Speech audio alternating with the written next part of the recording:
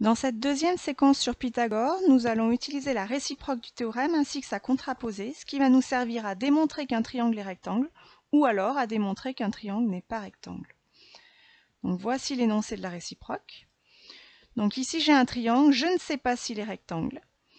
Et donc la réciproque du théorème du Pythagore nous dit que si dans un triangle, le carré de la longueur du plus grand côté est égal à la somme des carrés des longueurs des deux autres côtés, alors ce triangle est rectangle.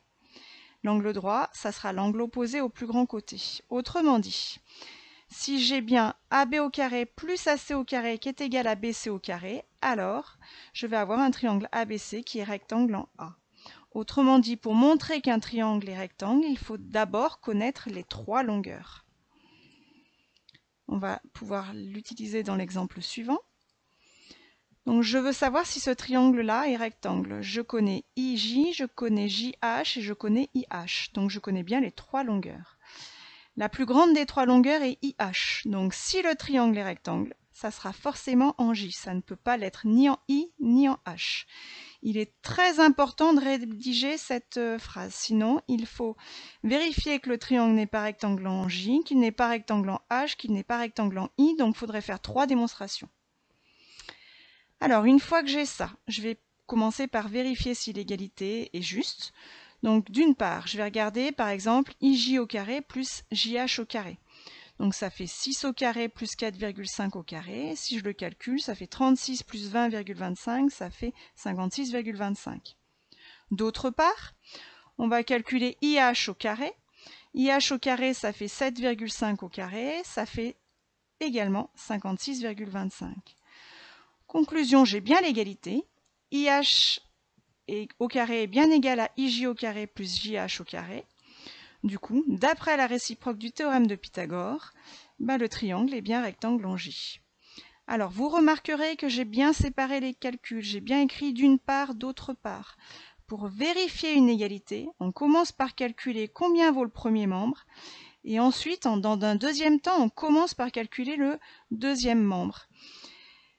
On n'écrit surtout pas l'égalité dès le départ pour arriver à 56,25 égale 56,25. Cette rédaction est fausse, donc il faut bien suivre le modèle qui est donné ici. Allez, deuxième exemple. Cette fois-ci, je vais avoir un triangle qui n'est pas rectangle. Donc l'exemple est le suivant. J'ai un triangle MKL avec MK qui fait 26 décimètres, KL qui fait 45 décimètres et ML qui fait 36 décimètres. Donc comme tout à l'heure, le plus grand côté est KL. Donc si le triangle est rectangle, c'est forcément en M. Ça ne peut pas être ni en K ni en L. On va regarder donc si on a l'égalité. D'une part, on calcule MK au carré plus ML au carré. Ça fait 26 au carré plus 36 au carré. Et du coup, ça fait 676 plus 1296, 1972. D'autre part, on va calculer KL au carré qui fait 45 au carré et ça fait 2025. Donc cette fois-ci, je n'ai pas l'égalité et je l'écris. C'est-à-dire que j'écris bien que MK au carré plus ML au carré est différent de KL au carré. Alors, si le triangle KML était rectangle, alors d'après le théorème de Pythagore, j'aurai l'égalité. Or, je n'ai pas l'égalité. Donc le triangle ne peut pas être rectangle. Autre façon de rédiger, on aurait très bien pu dire que je n'ai pas l'égalité. D'après la contraposée du théorème de Pythagore, le triangle n'est pas rectangle. Voilà, c'est terminé pour aujourd'hui.